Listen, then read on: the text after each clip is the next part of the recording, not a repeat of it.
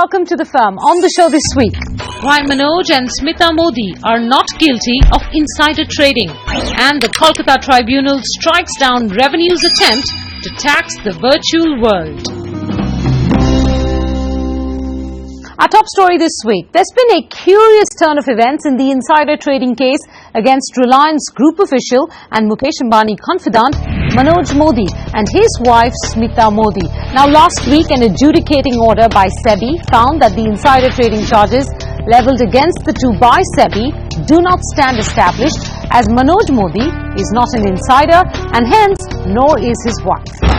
The matter dates back to 2007, when in 3 different transactions, Manoj Modi and Smita Modi purchased a total 1 lakh shares of IPCL. SEBI data shows these were the only IPCL trades the two had conducted in a year.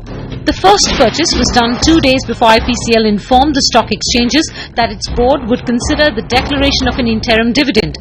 The other 2 purchases were made a week before IPCL said that its board would also consider the amalgamation of IPCL with Reliance Industries. At the time, Reliance was promoter of IPCL with a 46% stake held via Reliance Petro Investments or RPIL.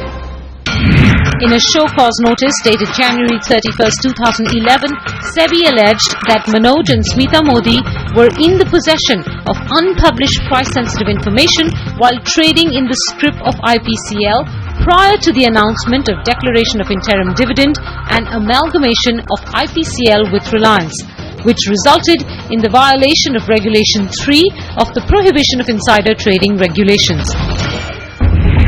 SEBI arrived at this by finding that the intended declaration of interim dividend and amalgamation with Reliance Industries amounted to price-sensitive information.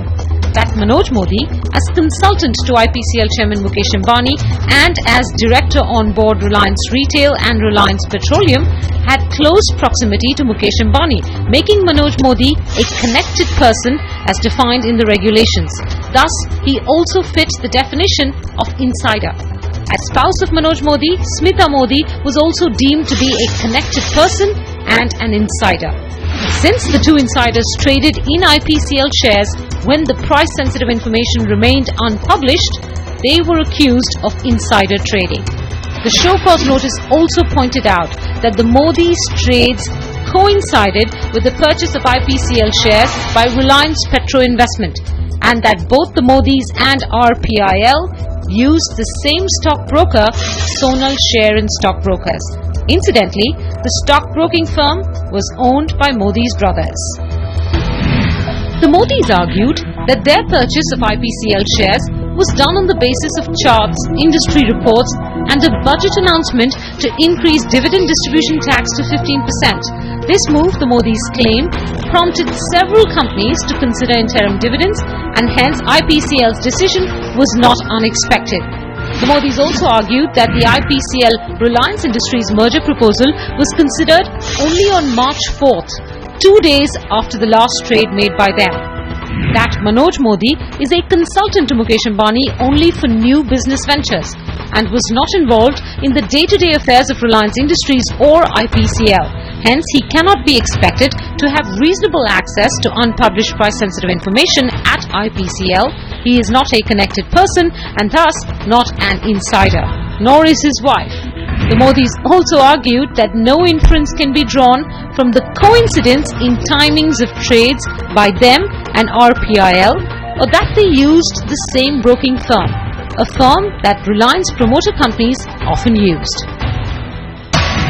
The case turned because SEBI's adjudicating officer determined that Manoj Modi's close proximity to Mukesh Ambani was not enough to establish him as a connected person or insider under the regulations. The order says that Modi did not have a professional or business relationship with Reliance Industries and that he may not be reasonably expected to have access to unpublished price-sensitive information from Reliance. Besides, no sufficient evidence was made available that the unpublished price-sensitive information existed before or at the time of the trades by the Modis. Since the allegations against Manoj Modi could not be established, the allegations against Smita Modi did not stand either. And so, the Modis are clear. But can the same be said of this order? In his determination of connected person, has the adjudicating officer imposed an impossible burden of proof in establishing an insider trading charge? What precedent will this set for future insider trading investigations? Well, to answer those questions, I spoke with law professor Umakant Parothil and former executive director at SEBI, J.N. Gupta. Now, like I've been saying, the pivot in this case is the determination of a connected person. The definition in the regulations sets out three qualifiers, and I'm putting it rather simply here.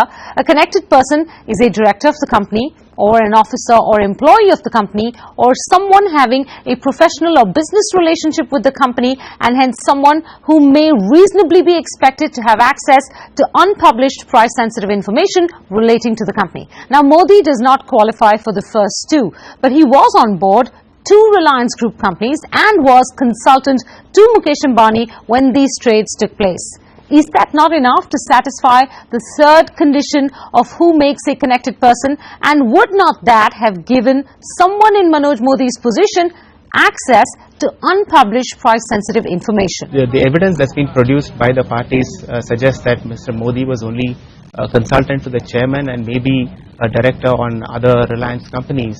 But that does not seem to suffice as far as the connection for this purpose is concerned, because the connection has to be squarely with IPCL in this particular case.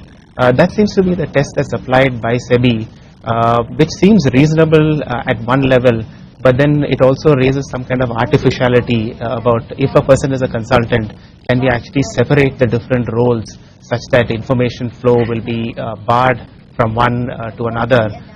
Something similar to Chinese walls. How practical that is going to be in real circumstances, I think there's a big doubt there. If I recall, there was a case, Manoj Gaur, in Manoj Gaur's case, the SAT has decided that the person, Mr. Gaur, has traded much more rather than an insider, but in an ordinary course of business. Now, with such judgments coming, adjudicating officer and any person who is there in the SEBI is put in a very difficult position, because nobody wants to get a slap in the public. So the tendency is to, unless you find a watertight case and you can put every plug on, then only call it an insider or connected person. That is the only reason. Otherwise, in all likelihood, in a person in Manoj Modi's position is likely to have much more inside information than anyone else. I am not talking about Manoj Modi, but I am saying a person who is as close to a promoter of a company as Mr. Manoj Modi is. The other qualifying condition to be deemed an insider, besides being a connected person, is to have access to unpublished price-sensitive information, or UPSI. That too did not stand in this case, because the adjudicating officer says no cogent evidence was made available to establish that the UPSI existed before or at the time of trading by the Modis. But take a look at SEBI's trading data. That shows that the Modis had not made any trades in IPCL shares in the 12 months from April 1st, 2006 to March 31st, 2007, except for the one trade 2 days before the interim dividend announcement and the two trades made 5 days before the amalgamation proposal. This can't just be a coincidence. I would say that it can't be a coincidence. I agree with you. But the issue here is this: what is price sensitive information if it is not made public, and what time the information is generated. Here the adjudication officer said that when the proposal was first put to the board, that is the time. But in my opinion, any information is much before when it comes to the board, because the first it has to come to the mind of a person, and then the discussion takes place. So the price sensitive information generally is in existence much before it comes into the public domain. On the other hand, SEBI seems to have been satisfied by the arguments that these trades were made post the budget announcement, and they've also established that other companies in the market have unconventionally in March declared interim dividends, which they would not otherwise do. So that is a kind of burden that the parties are required to discharge. which seems to have been accepted by SEBI in this particular case. Look at the full picture. It's clear that the Modis traded very close to important news events at IPCL. It's also clear that Mr. Modi had close proximity with IPCL Chairman Mukesh Ambani, who is also the Chairman of Reliance Industries. It is also said in the order that IPCL promoter company Reliance Petro Investments Limited was trading, or rather purchasing, IPCL shares at the same time as the Modis, using the very same broker. Now, individually, each one of these three may not suffice to establish a case, but together, do they not represent adequate circumstantial evidence? Certainly the circumstantial evidence where the broker is the same, connection, unpublic price sensitive information, all these putting together, in my opinion, all the things points to a situation where you can reasonably, confidently say that yes, he was involved. It would not be sufficient for something that would certainly hold good on appeal. That, I think, there would be a doubt. Let me bring in one more piece of information here. The order mentions that the Modis filed consent applications in November 2011, which was subsequently rejected last year.